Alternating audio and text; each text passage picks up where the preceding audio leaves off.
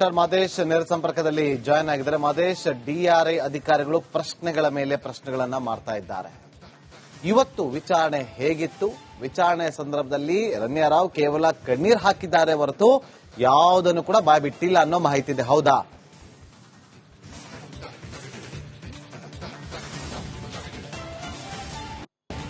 ನಾಗೇಂದ್ರ ಬಾಬು, ಈಗಾಗಲೇ ನಟಿ ರನ್ಯಾಳನ್ನ ಡಿಆರ್ಐ ಅಧಿಕಾರಿಗಳು ಕಸ್ಟಡಿಗೆ ಪಡೆದು ವಿಚಾರಣೆ ಮಾಡುವಂತ ಕೆಲಸವನ್ನ ಮಾಡ್ತಿದ್ದಾರೆ.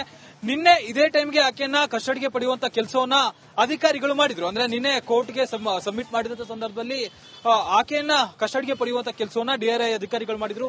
ನಿನ್ನೆಯಿಂದಲೂ ಕೂಡ ಆಕೆಯನ್ನ ತೀವ್ರ ವಿಚಾರಣೆ ಮಾಡುವಂತ ಕೆಲಸವನ್ನ ಮಾಡ್ತಿದ್ದಾರೆ. ಸದ್ಯಕ್ಕೆ ನಾನು ಡಿಆರ್ಐ ಆಫೀಸ್ ಹತ್ರ ಇದ್ದೀನಿ. ಇಲ್ಲೇ ಆಕೆಯನ್ನ ವಿಚಾರಣೆ ಮಾಡುವಂತ ಕೆಲಸವನ್ನ ಅಧಿಕಾರಿಗಳು ಮಾಡ್ತಿದ್ದಾರೆ.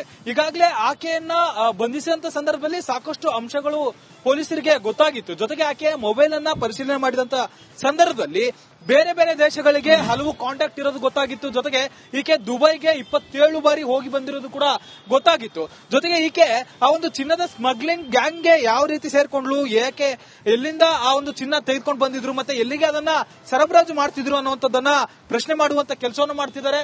ಈಗಾಗಲೇ ಇದಕ್ಕೆ ಸಂಬಂಧಪಟ್ಟಂತೆ ಒಂದಷ್ಟು ಎವಿಡೆನ್ಸ್ ಗಳನ್ನ ಮುಂದಿಟ್ಟು ಡಿಆರ್ಐ ಅಧಿಕಾರಿಗಳು ಪ್ರಶ್ನೆ ಮಾಡುವಂತ ಕೆಲಸವನ್ನ ಮಾಡ್ತಿದ್ದಾರೆ. ಅಂದ್ರೆ ಆಕೆಯ ಮೊಬೈಲ್ ಮತ್ತೆ ಲ್ಯಾಪ್ಟಾಪ್ ಅನ್ನ ಪರಿಶೀಲನೆ ಮಾಡಿದಾಗ ಸಾಕಷ್ಟು ಅಂಶಗಳು ಅದರಲ್ಲಿ ಗೊತ್ತಾಗಿದೆ.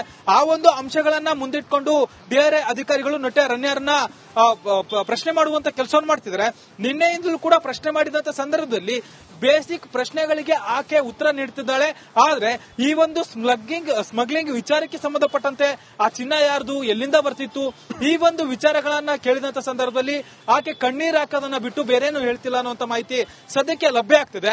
ಈಗಾಗಲೇ ಆಕೆಯ ಕಾಂಟ್ಯಾಕ್ಟ್ ನಲ್ಲಿ ಒಂದಷ್ಟು ಅಧಿಕಾರಿಗಳಾಗಿರ್ಬೋದು, ಕಸ್ಟಮ್ಸ್ ಅಧಿಕಾರಿಗಳಾಗಿರ್ಬೋದು, ಜೊತೆಗೆ ಒಂದಷ್ಟು ರಾಜಕೀಯ ಮುಖಂಡರು, ಬೇರೆ ಬೇರೆ ದೇಶದ ಒಂದಷ್ಟು ವ್ಯಕ್ತಿಗಳು ಆ ಒಂದು ಕಾಂಟ್ಯಾಕ್ಟ್ ನಲ್ಲಿ ಇರೋದು ಗೊತ್ತಾಗಿದೆ.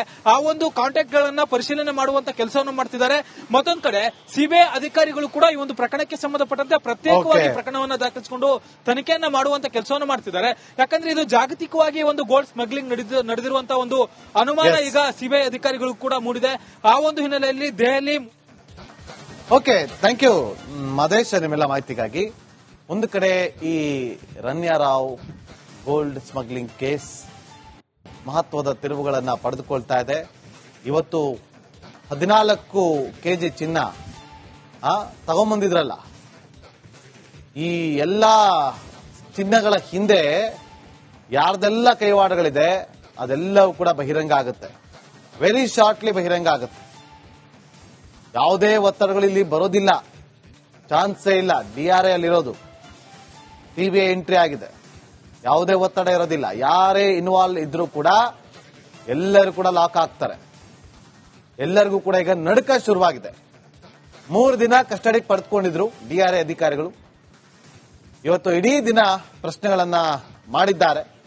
ನಿಮ್ಗೆ ಯಾರು ಕಾಂಟ್ಯಾಕ್ಟ್ ಅಲ್ಲಿದ್ರು, ಯಾರ ತರ ಕೇಳ್ತಾ ಇದ್ರು, ನಿಮ್ಗೆ ಹೇಗ್ ಚಿನ್ನ ಸಿಕ್ತು, ನೀವು ಯಾರಿಂದ ಪಡ್ಕೊಂಡ್ ಬರ್ತಾ ಇದ್ರಿ, ಇಲ್ಲಿ ಯಾರು ತಲುಪಿಸ್ತಾ ಇದ್ರಿ, ನಿಮ್ಗೆ ಯಾರಾದ್ರೂ ಹೀಗೇ ಮಾಡಬೇಕು ಅಂತ ಹೇಳಿ ಏನಾದ್ರು ನಿಮ್ಗೆ ಸೂಚನೆ ಕೊಡ್ತಾ ಇದ್ರಾ, ನಿಮ್ಮ ಕಾಂಟ್ಯಾಕ್ಟ್ ಲಿಸ್ಟ್ ಅಲ್ಲಿ ಯಾರೆಲ್ಲ ಇದ್ದಾರೆ, ಅವ್ರಿಗೂ ನಿಮ್ಗೂ ಯಾವ ರೀತಿಯಾದಂತ ಪರಿಚಯ, ಯಾವತ್ತಿಂದ ಪರಿಚಯ, ಹೇಗಾಯ್ತು ಪರಿಚಯ, ಎಲ್ಲಾ ಮಾಹಿತಿಗಳನ್ನ ಕೆದಕ್ತಾ ಹೋಗ್ತಾರೆ. ಆ ಮೂಲಕ ಈ ಇಡೀ ಸಿಂಡಿಕೇಟ್ ಅನ್ನ ಲಾಕ್ ಮಾಡುವಂತ ಸಾಧ್ಯತೆಗಳು ಅತಿ ಶೀಘ್ರದಲ್ಲೇ ನಡೆಯುತ್ತೆ. ಇನ್ನು ಡಾಕ್ಟರ್ ಮಾದೇಶ್ ನೇರ ಸಂಪರ್ಕದಲ್ಲಿ ಜಾಯ್ನ್ ಆಗಿದ್ದಾರೆ. ಮಾದೇಶ್, ಡಿಆರ್ಐ ಅಧಿಕಾರಿಗಳು ಪ್ರಶ್ನೆಗಳ ಮೇಲೆ ಪ್ರಶ್ನೆಗಳನ್ನ ಮಾಡ್ತಾ ಇದ್ದಾರೆ. ಇವತ್ತು ವಿಚಾರಣೆ ಹೇಗಿತ್ತು? ವಿಚಾರಣೆ ಸಂದರ್ಭದಲ್ಲಿ ರಣ್ಯಾರಾವ್ ಕೇವಲ ಕಣ್ಣೀರ್ ಹಾಕಿದ್ದಾರೆ ಹೊರತು ಯಾವುದನ್ನು ಕೂಡ ಬಾಯ್ಬಿಟ್ಟಿಲ್ಲ ಅನ್ನೋ ಮಾಹಿತಿ ಇದೆ, ಹೌದಾ?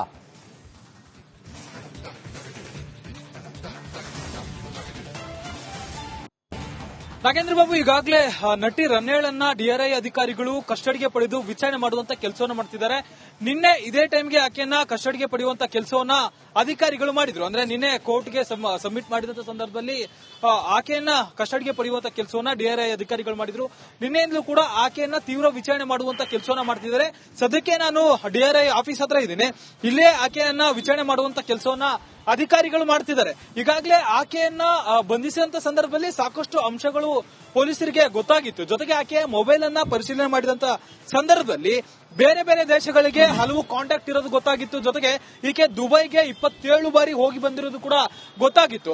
ಜೊತೆಗೆ ಈಕೆ ಆ ಒಂದು ಚಿನ್ನದ ಸ್ಮಗ್ಲಿಂಗ್ ಗ್ಯಾಂಗ್ಗೆ ಯಾವ ರೀತಿ ಸೇರ್ಕೊಂಡ್ಲು, ಏಕೆ ಎಲ್ಲಿಂದ ಆ ಒಂದು ಚಿನ್ನ ತೆಗೆದುಕೊಂಡು ಬಂದಿದ್ರು, ಮತ್ತೆ ಎಲ್ಲಿಗೆ ಅದನ್ನ ಸರಬರಾಜು ಮಾಡ್ತಿದ್ರು ಅನ್ನುವಂಥದ್ದನ್ನ ಪ್ರಶ್ನೆ ಮಾಡುವಂತ ಕೆಲಸವನ್ನು ಮಾಡ್ತಿದ್ದಾರೆ. ಈಗಾಗಲೇ ಇದಕ್ಕೆ ಸಂಬಂಧಪಟ್ಟಂತೆ ಒಂದಷ್ಟು ಎವಿಡೆನ್ಸ್ ಗಳನ್ನ ಮುಂದಿಟ್ಟು ಡಿಆರ್ಐ ಅಧಿಕಾರಿಗಳು ಪ್ರಶ್ನೆ ಮಾಡುವಂತ ಕೆಲಸವನ್ನ ಮಾಡ್ತಿದ್ದಾರೆ. ಅಂದ್ರೆ ಆಕೆಯ ಮೊಬೈಲ್ ಮತ್ತೆ ಲ್ಯಾಪ್ಟಾಪ್ ಅನ್ನ ಪರಿಶೀಲನೆ ಮಾಡಿದಾಗ ಸಾಕಷ್ಟು ಅಂಶಗಳು ಅದರಲ್ಲಿ ಗೊತ್ತಾಗಿದೆ. ಆ ಒಂದು ಅಂಶಗಳನ್ನ ಮುಂದಿಟ್ಕೊಂಡು ಡಿಆರ್ಐ ಅಧಿಕಾರಿಗಳು ನಟ ರನ್ಯಾರನ್ನ ಪ್ರಶ್ನೆ ಮಾಡುವಂತ ಕೆಲಸವನ್ನು ಮಾಡ್ತಿದ್ದಾರೆ.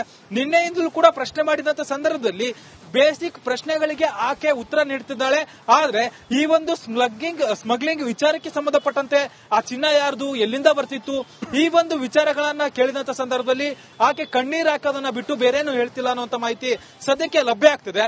ಈಗಾಗಲೇ ಆಕೆಯ ಕಾಂಟ್ಯಾಕ್ಟ್ ನಲ್ಲಿ ಒಂದಷ್ಟು ಅಧಿಕಾರಿಗಳಾಗಿರ್ಬೋದು, ಕಸ್ಟಮ್ಸ್ ಅಧಿಕಾರಿಗಳಾಗಿರ್ಬೋದು, ಜೊತೆಗೆ ಒಂದಷ್ಟು ರಾಜಕೀಯ ಮುಖಂಡರು, ಬೇರೆ ಬೇರೆ ದೇಶದ ಒಂದಷ್ಟು ವ್ಯಕ್ತಿಗಳು ಆ ಒಂದು ಕಾಂಟ್ಯಾಕ್ಟ್ ನಲ್ಲಿ ಇರೋದು ಗೊತ್ತಾಗಿದೆ. ಆ ಒಂದು ಕಾಂಟ್ಯಾಕ್ಟ್ ಗಳನ್ನ ಪರಿಶೀಲನೆ ಮಾಡುವಂತ ಕೆಲಸವನ್ನು ಮಾಡ್ತಿದ್ದಾರೆ.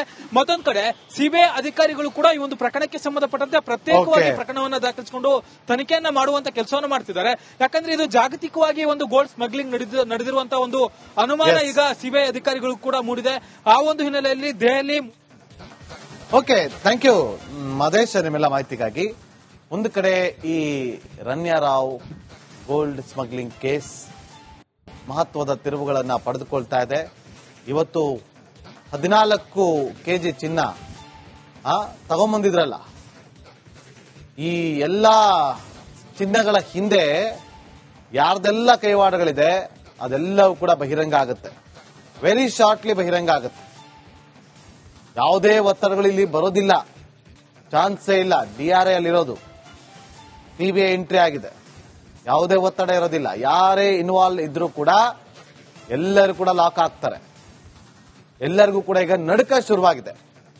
3 ದಿನ ಕಸ್ಟಡಿಗೆ ಪಡೆದುಕೊಂಡಿದ್ರು ಡಿಆರ್ಐ ಅಧಿಕಾರಿಗಳು. ಇವತ್ತು ಇಡೀ ದಿನ ಪ್ರಶ್ನೆಗಳನ್ನ ಮಾಡಿದ್ದಾರೆ. ನಿಮ್ಗೆ ಯಾರು ಕಾಂಟ್ಯಾಕ್ಟ್ ಅಲ್ಲಿದ್ರು, ಯಾರ ತರ ಕೇಳ್ತಾ ಇದ್ರು, ನಿಮ್ಗೆ ಹೇಗ್ ಚಿನ್ನ ಸಿಕ್ತು, ನೀವು ಯಾರಿಂದ ಪಡ್ಕೊಂಡ್ ಬರ್ತಾ ಇದ್ರಿ, ಇಲ್ಲಿ ಯಾರು ತಲುಪಿಸ್ತಾ ಇದ್ರಿ, ನಿಮ್ಗೆ ಯಾರಾದ್ರೂ ಹೀಗೇ ಮಾಡಬೇಕು ಅಂತ ಹೇಳಿ ಏನಾದ್ರು ನಿಮ್ಗೆ ಸೂಚನೆ ಕೊಡ್ತಾ ಇದ್ರಾ, ನಿಮ್ಮ ಕಾಂಟ್ಯಾಕ್ಟ್ ಲಿಸ್ಟ್ ಅಲ್ಲಿ ಯಾರೆಲ್ಲ ಇದ್ದಾರೆ, ಅವ್ರಿಗೂ ನಿಮ್ಗೂ ಯಾವ ರೀತಿಯಾದಂತ ಪರಿಚಯ, ಯಾವತ್ತಿಂದ ಪರಿಚಯ, ಹೇಗಾಯ್ತು ಪರಿಚಯ, ಎಲ್ಲಾ ಮಾಹಿತಿಗಳನ್ನ ಕೆದಕ್ತಾ ಹೋಗ್ತಾರೆ. ಆ ಮೂಲಕ ಈ ಇಡೀ ಸಿಂಡಿಕೇಟ್ ಅನ್ನ ಲಾಕ್ ಮಾಡುವಂತ ಸಾಧ್ಯತೆಗಳು ಅತಿ ಶೀಘ್ರದಲ್ಲೇ ನಡೆಯುತ್ತೆ. ನಿನ್ನೆಯಿಂದ ನಟಿ ರನ್ಯಾಳನ್ನ ತೀವ್ರ ವಿಚಾರಣೆ ನಡೆಸ್ತಾ ಇರೋ ಡಿಆರ್ಐ ಅಧಿಕಾರಿಗಳು ಚಿನ್ನ ಎಲ್ಲಿಂದ ತರಲಾಗಿತ್ತು, ಎಲ್ಲಿಗೆ ತಲುಪಿಸುತ್ತಿದ್ರಿ, ಯಾರೆಲ್ಲ ಕಾಂಟ್ಯಾಕ್ಟ್ ನಲ್ಲಿದ್ದಾರೆ, ಹೀಗೆ ಹಲವು ಪ್ರಶ್ನೆಗಳನ್ನ ಮುಂದಿಟ್ಟಿದೆ. ಅಧಿಕಾರಿಗಳ ಪ್ರಶ್ನೆಗೆ ಉತ್ತರ ಕೊಡದೆ ನಟಿ ರನ್ಯಾ ಕಣ್ಣೀರು ಇಟ್ಟಿದ್ದಾಳೆ. ಒಂದ್ ಕಡೆ ಡಿಆರ್ಐ ಆದ್ರೆ ಮತ್ತೊಂದು ಕಡೆ ಗೋಲ್ಡ್ ಸ್ಮಗ್ಲಿಂಗ್ ಕೇಸ್ಗೆ ಸಿಬಿಐ ಎಂಟ್ರಿ ಕೊಟ್ಟು ಪ್ರತ್ಯೇಕ ದೂರನ್ನ ದಾಖಲಿಸಿ ತನಿಖೆ ನಡೆಸ್ತಾ ಇದೆ. ಈ ದೊಡ್ಡ ಜಾಲದ ಹಿಂದಿನ ಕಾಣದ ಕೈಗಳು ಯಾವುವು ಅನ್ನೋದು ತನಿಖೆ ಬಳಿಕವೇ ಗೊತ್ತಾಗಲಿದೆ. Dhruvaraj, crime bureau, republic Kannada. ಮತ್ತಷ್ಟು ಮಾಹಿತಿಯನ್ನು ಕೊಡೋದಕ್ಕೆ ನಮ್ಮ ಕ್ರೈಮ್ ರಿಪೋರ್ಟ್